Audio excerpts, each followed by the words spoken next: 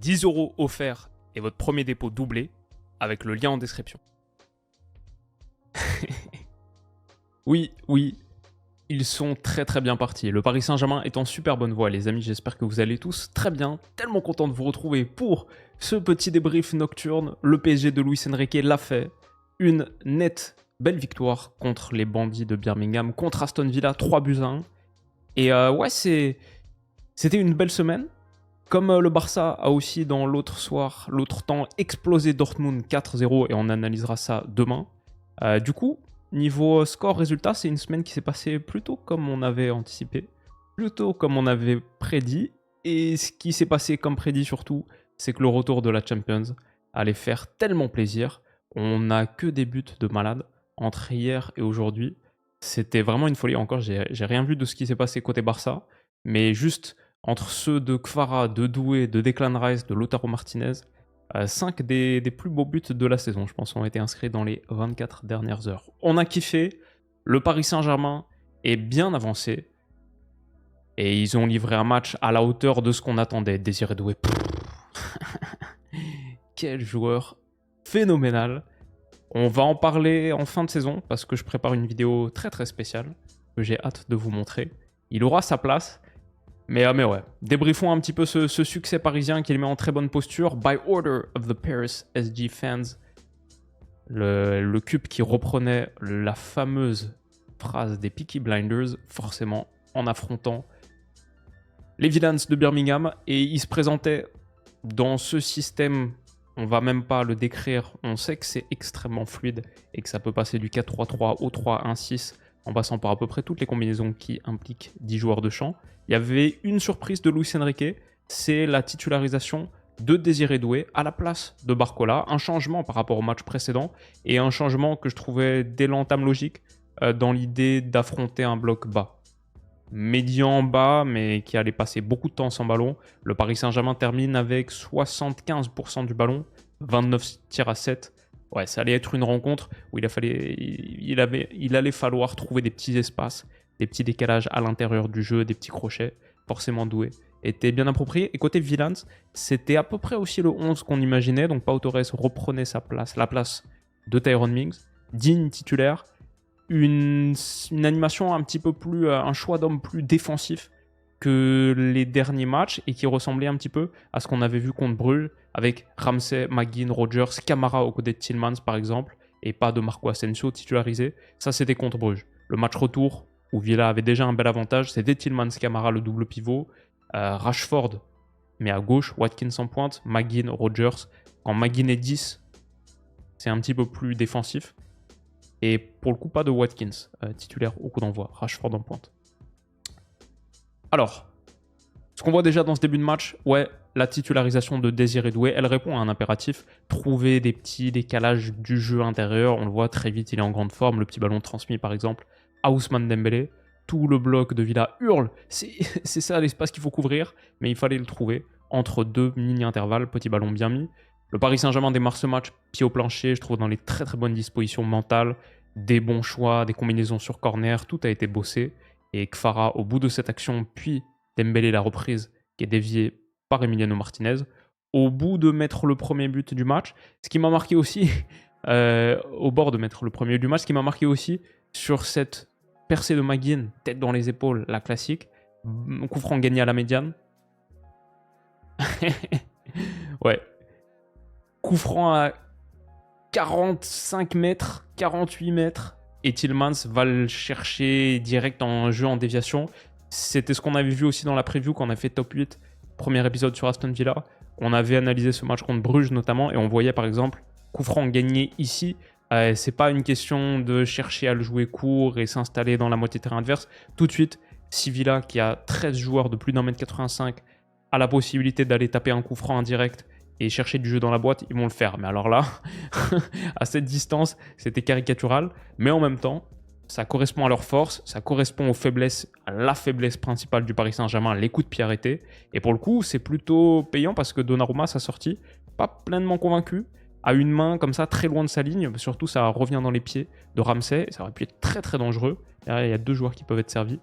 Voilà. Petite alerte, mais pas grand-chose pour Aston Villa sur cette première période. Le Paris Saint-Germain, quelle animation offensive? Ça dépend. C'est toujours la bonne réponse.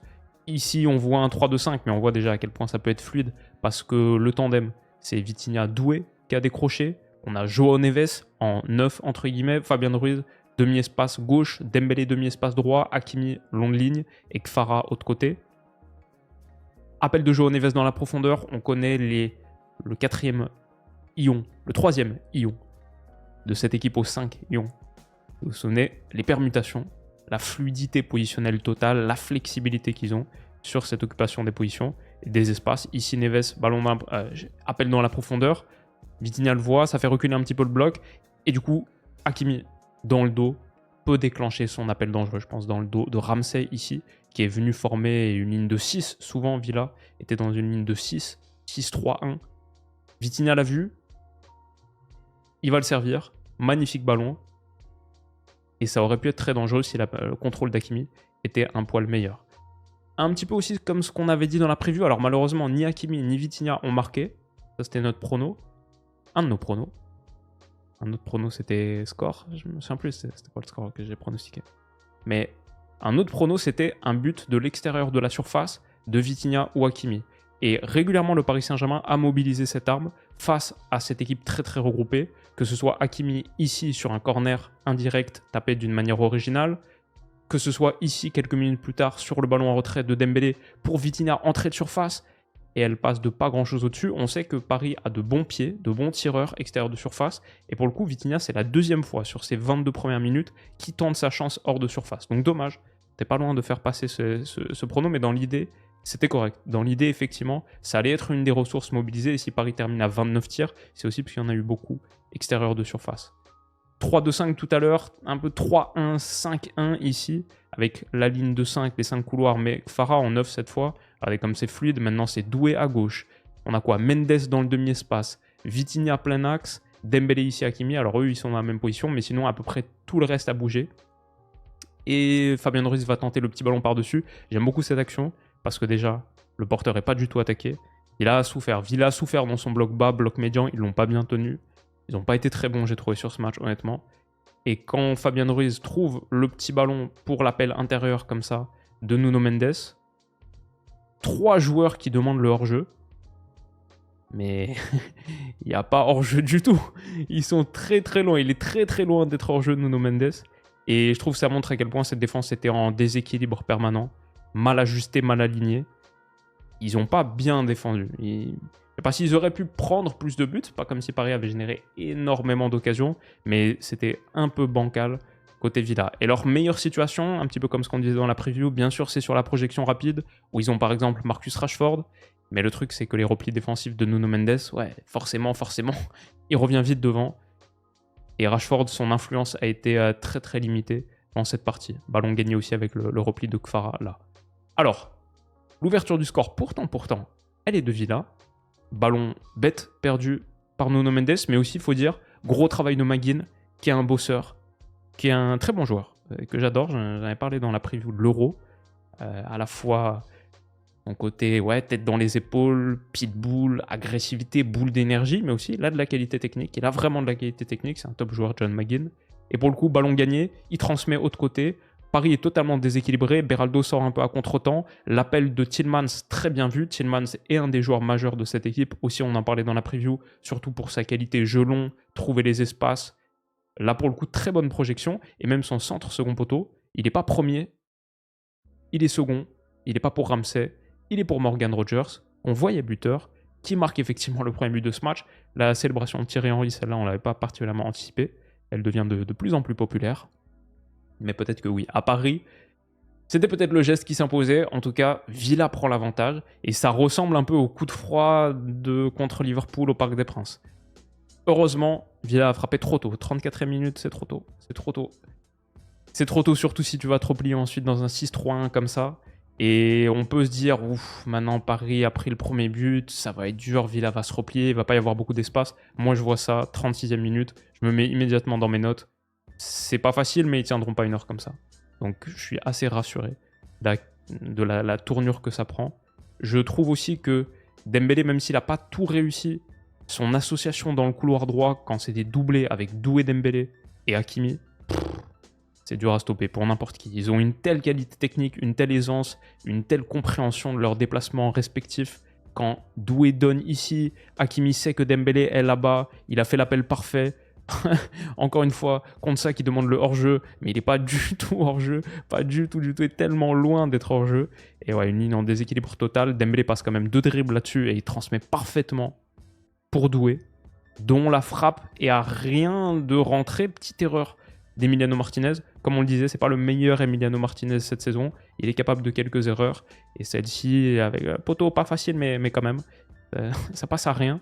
Ça donne le corner du but, qui est encore une fois tapé court. Paris a cherché beaucoup de ses coups francs et de ses corners tapés court.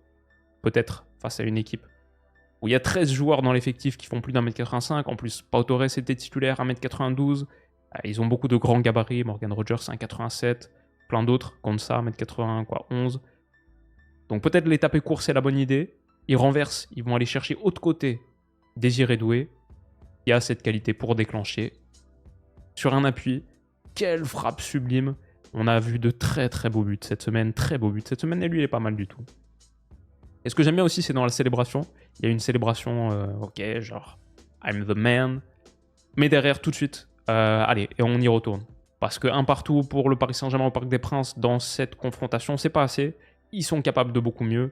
Mais elle fait du bien cette égalisation très rapide. Ça, c'est clair et net qu'avoir rebondi 5 minutes après avoir pris le 1-0, ça fait beaucoup, beaucoup de bien au Paris Saint-Germain. Et derrière, Doué, un dribble, une roulette, un autre dribble, et sa frappe est contrée.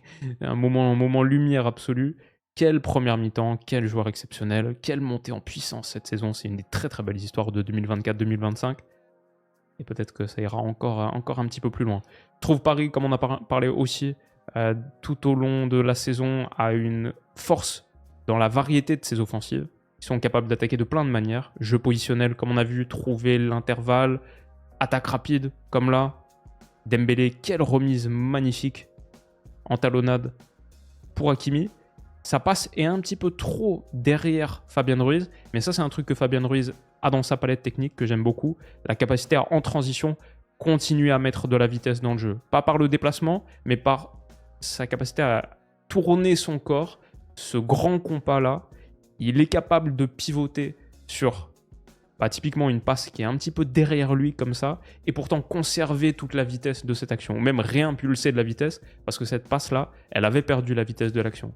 Mais on retrouve de la vitesse, la plaque d'accélération Mario Kart Fabien Ruiz permet à l'action de retrouver de la vitesse, et Kfara peut être lancé avec de la vitesse, et c'est avec cette vitesse qu'il va battre Disasi et rentrer à la mi-temps à la place de Cash qui était averti. Il le fait tomber, c'est un ankle breaker de NBA, et après la frappe pied gauche, elle est pas mal non plus. Un truc qui m'a bien plu dans cette action, on avait fait cette vidéo sur Kfara Mercato Hivernal quand il avait signé, et on disait, ouais bien sûr, c'est ce percuteur sniper qui a un pied droit, qu'il adore mobiliser sur ses incursions de la gauche vers la droite, même à ne pas sous-estimer avec Kfara, il a aussi un pied gauche. On disait, il a aussi un pied gauche, et il utilise souvent la menace de son pied droit pour en fait rentrer pied gauche, avec un geste assez similaire à celui qu'il a lâché sur Disasi. C'est aussi un petit ankle breaker, il vient sur sa gauche, et il finit pied gauche, frappe croisée. On l'a vu faire ça plein de fois, il met le défenseur dans une position très compliquée, parce qu'il peut aller à droite comme à gauche, il choisit la gauche. Encore une fois ici, encore une fois là, avec des frappes comme ça, lourdes sous la barre, les frappes rêvées d'Ousmane Dembélé, il en a planté pas mal, contre Sassuolo c'était le cas, et du coup, encore une fois, une situation ici, c'est les matchs pour lesquels Kfara a été recruté, et son rendement en l'espace de quelques mois est fantastique. Vraiment, quelle adaptation éclair, c'est à mettre à son crédit, à celui de Luis Enrique aussi, et à tout ce collectif qu'il a très très bien intégré. Adaptation express, magnifique. Après, le style Paris, Luis Enrique, on sait aussi la pression agressive, le poulpe, tout le monde sort. Et ce que j'adore, on voit à quel point cette équipe a totalement changé de visage et d'identité. Même quand cette contre-pression est battue et que Villa peut se projeter, ballon dangereux ici, regardez, Désiré Doué, un offensif capable de gestes lumière, qui sort un match spectaculaire et qui rechigne pas à faire le travail, qui bosse. Et qui va faire toute cette course de repli pour aller gratter le ballon dans les pieds de Marcus Rashford. Magnifique. Quand j'ai vu ça, ok, on a tout dit. On a tout dit sur ce nouveau Paris. On voit des choses comme ça. Un joueur autant dans la lumière, dans ce match-là, ce talent offensif-là, oui dribbleur, oui une patte phénoménale, oui buteur, et pourtant, le travail défensif, c'est pas sous lui. Il le fait aussi. Magnifique. Après, ouais, ils ont la qualité. Kfara et Désiré Doué qui étaient dans un superbe soir. Le petit pont passé comme ça, sur McGinn, le ballon dans la profondeur. Paris a cette force-là dans la variété de ses offensives. Et Doué, le ballon qui est transmis, Ruiz la laisse filer, peut-être pas le bon choix, mais ça revient quand même dans les pieds d'Hakimi. Il déclenche une frappe, entrée de surface, stoppée par Emiliano Martinez. Il a eu quelques occasions, Hakimi. Dommage, c'était aussi un de nos pronos buteurs, ça aurait pu passer. Mais j'aime bien que sur cette seconde moitié de mi-temps, après le 2-1 de Kfara, grosso modo, le plan de jeu, c'est un peu bon, on la donne à Doué. Il passe 2 ou 3 dribbles à l'intérieur du jeu. Et sa frappe est bloquée. Pour le coup, Villa a bloqué beaucoup des 29 tentatives du Paris Saint-Germain.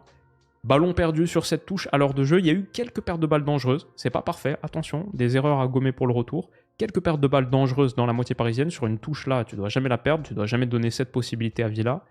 Ce que j'aime bien, c'est, regardez à quel point la toile d'araignée se referme vite. L'effort est vite fait pour hop, vite fermer. Ballon gagné par le Poulpe. La Trivela, comme on a analysé dans le match de l'Inter cet après-midi, les Trivela pour accélérer les transitions. Ruiz, Kfara, Paris peut attaquer avec beaucoup de vitesse et cette action est pas trop loin d'aller au bout. J'étais un petit peu déçu après l'heure de jeu, je trouve le tempo ralenti pas mal. Bon, Villa en 6-3-1, ça, on voit que ça leur convient plutôt d'amener un 2-1 à Birmingham. Mais le tempo ralentit pas mal, Doué sorti à 20 minutes de la fin, j'ai un petit doute sur ce choix-là. Je me dis, Doué pourrait faire pas mal, il pourrait faire du bien quand même.